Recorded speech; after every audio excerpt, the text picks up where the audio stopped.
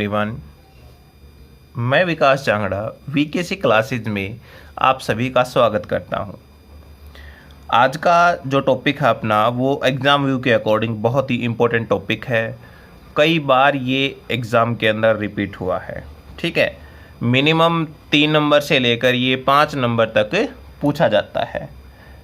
तो देखिए, टॉपिक है हमारा व्हीटस्टोन ब्रिज। क्या होता है व्हीटस्टोन ब्रिज? ये एक इलेक्ट्रिकल डिवाइस है जिसको हम अननोन रेजिस्टेंस मेजर करने के लिए यूज करते हैं। ठीक है, it is an electrical device which is use to determine the value of unknown resistance. ठीक है, अननोन रेजिस्टेंस की वैल्यू डिटरमाइन करने के लिए हम इसको यूज करते हैं। ये डिवाइस बहुत ही सेंसिटिव डिवाइस है और बहुत ही लो रेजिस्टेंस हम इसके द्वारा मेजर कर सकते हैं। ठीक है, इट कंसिस्ट ऑफ 4 रेजिस्टेंस। इसके अंदर 4 रेजिस्टेंस होते हैं, that is P, Q, R और S हमने नाम दे दिया। Are connected in a quadrilateral. इनको एक क्वाड्रिलेटरल की फॉर्म के अंदर अटैच किया जाता है, कॉल्ड जैसे ABCD कहा हमने। ठीक है, और उसके साथ ए सेंसिटिव गैल्वेनोमीटर इज कनेक्टेड। एक सेंसिटिव गैल्वेनोमीटर भी अटैच किया जाता है across one diagonal of quadrilateral. ठीक है, क्वाड्रिलेटरल के एक डायगोनल के साथ गैल्वेनोमीटर अटैच किया जाता है and current source is connected across other diagonal. जो दूसरा डायगोनल हो गया उसके साथ क्या अटैच करते हैं? Current source. ठीक है, of quadrilateral whose arrangement as shown in circuit diagram. तो उसका सर्किट डायग्राम करने से पहले एक बार आपको बता दें कि गैल्वेनोमीटर क्या होता है। गैल्वेनोमीटर एक सेंसिटिव डिवाइस है जिसके द्वारा हम इलेक्ट्रिक करंट को मेजर करते हैं, स्मॉल इलेक्ट्रिक करंट को। ये बात आपने ध्यान रखनी है। जैसे इस प्रकार से हम मान लें कि ये गैल्वेनोमीटर है और ये इसका पॉइंटर। गैल्वेनोमीटर का पॉइंटर जो है बिल्कुल बीच में रहता है। ठीक है, और ये पॉइंट लेफ्ट हैंड साइड और राइट हैंड साइड दोनों के अंदर इस प्रकार से मूव कर सकता है, दोनों डायरेक्शन में मूव कर सकता है। तो अगर सर्किट के अंदर कहीं पर थोड़ा सा भी अगर करंट आ गया तो ये उसको डिटेक्ट कर लेगा। लेकिन इसकी जगह अगर हम एमीटर लगाएं, क्योंकि एमीटर भी तो करंट को मेजर करता है, तो एमीटर जो है वो इस स्मॉल करंट को डिटेक्ट नहीं कर पाएगा। इसलिए हम जो है इसको स्मॉल करंट मेजर करने के रूप में यूज करते हैं गैल्वेनोमीटर को। अब इसके द्वारा हम लार्ज करंट मेजर नहीं कर सकते, इसकी ये लिमिटेशन है। लार्ज करंट हम इसलिए मेजर नहीं कर सकते क्योंकि अगर हमने इसके साथ लार्ज करंट मेजर किया तो ये जो पॉइंटर है इसका ये आउट ऑफ स्केल हो जाएगा, और आउट ऑफ स्केल होने से क्या हो जाएगा? ये ब्रेक हो जाएगा। इसलिए ये है लार्ज करंट को मेजर नहीं कर सकता। ठीक है, ये इसका सर्किट डायग्राम है। इस सर्किट डायग्राम में हमने क्या किया है, ये जो 4 रेजिस्टेंस हैं इन रेजिस्टेंस को एक क्वाड्रिलेटरल फॉर्म दी है। ठीक है, और इसके एक डायगोनल के साथ हमने गैल्वेनोमीटर लगाया है और दूसरा जो डायगोनल है A और C, इसके अलोंग हमने करंट सोर्स को लगाया है। ठीक है, तो जैसे ही करंट सोर्स हमने लगाया यहाँ पर इन कीज को हमने ऑन कर दिया। ठीक है, यहाँ पर इनको क्लोज कर देते हैं तो करंट फ्लो होना स्टार्ट हो जाएगा। अब यहाँ पर 2 डायरेक्शन होगी करंट की, एक इसके अलोंग जाएगा और एक इसके अलोंग जाएगा। यहाँ पर करंट मान लिया I1 चला गया, इसके अलोंग मान लिया I2 करंट चला गया, तो यहाँ पर भी सेम इसमें I2 करंट चला जाएगा। ठीक है, ऐसे यहाँ पर इसमें क्या चला जाएगा? ऐसे I1 करंट चला जाएगा।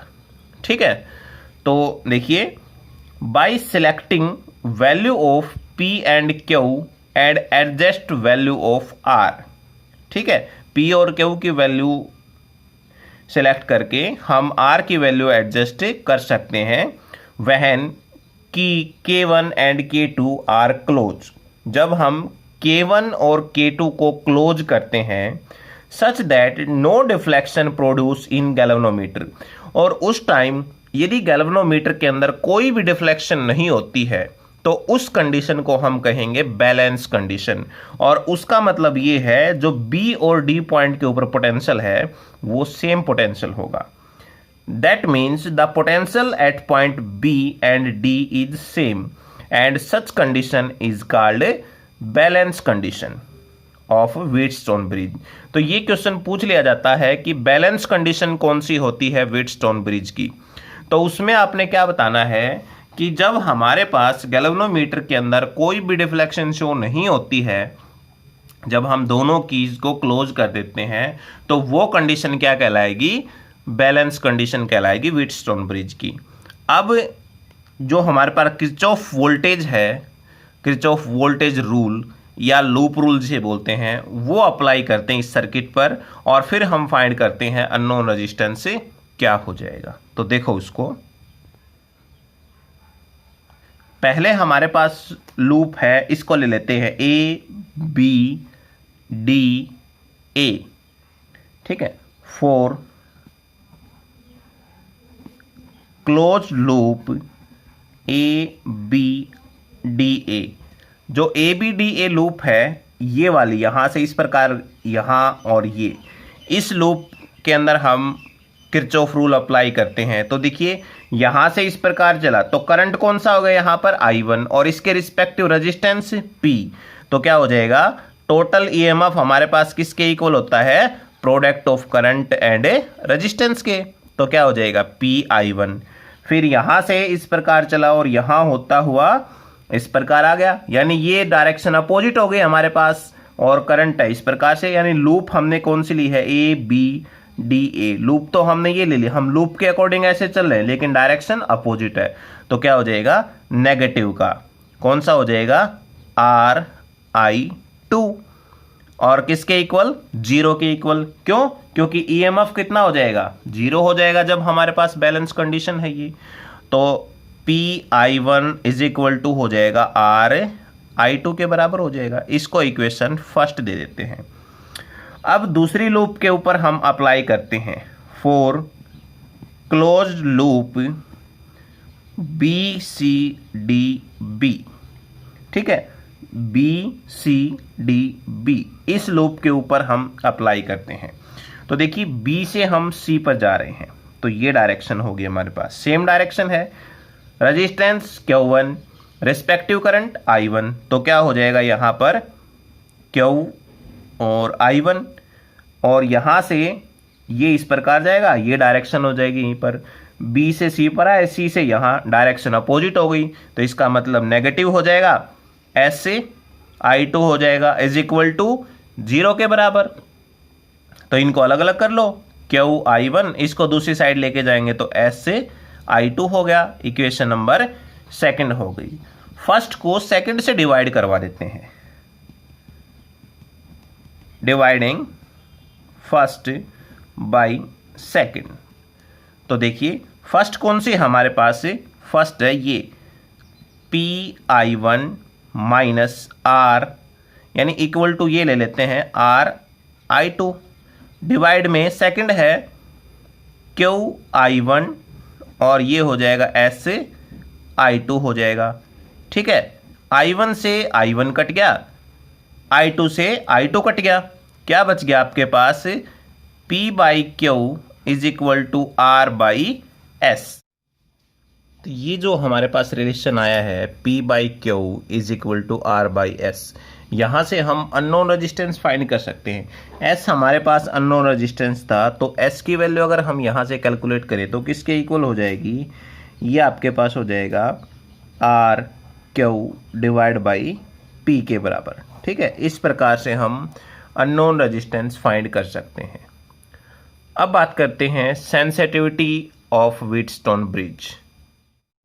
सेंसिटिविटी क्या होती है व्हीटस्टोन ब्रिज की, a Wheatstone bridge is said to be sensitive. कब सेंसिटिव होगा, if it shows a large deflection in the galvanometer for a small change of resistance in the resistance arm.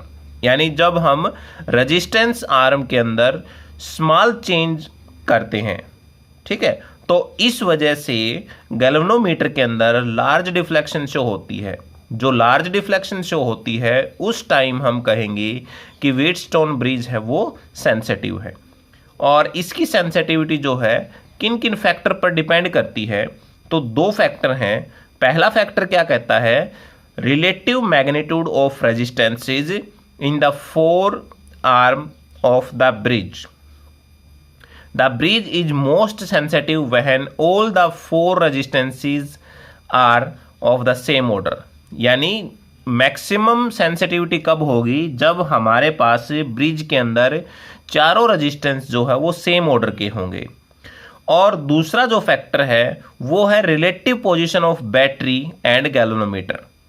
दोनों की जो position है वो एक दूसरे के साथ रिलेटिव होनी चाहिए, बैटरी की और गैल्वेनोमीटर की। तो ये हमारे पास सेंसिटिविटी ऑफ व्हीटस्टोन ब्रिज थी। तो इस क्वेश्चन को आपने बहुत अच्छे तरीके से करना है बेटा। कोई भी अगर आपको प्रॉब्लम आती है तो आप कमेंट बॉक्स के अंदर ज़रूर लिखें, वो आपकी प्रॉब्लम है दूर की जाएगी। Thank you.